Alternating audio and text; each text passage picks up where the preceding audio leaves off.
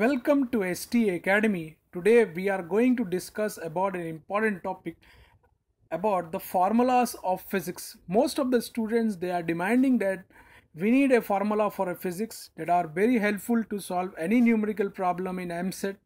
So for the students of TS and AP students, those who are going to write an Eamcet, for them we have made a PDF of all the formulas that are very helpful for you. This is the PDF. All the formulas of mechanics, kinematics, work per energy, center of mass, system of particles, all the chapter gravitation, simple harmonic motion, properties of matter, waves on string, sound wave, all these formulas of first year and second year has given in this PDF. This PDF you can download. The link is given in the description.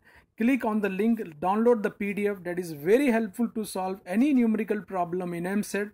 That will be very helpful for you if you remember these formulas, because in physics formulas plays a very important role. If you know the formula directly, you can solve the problem.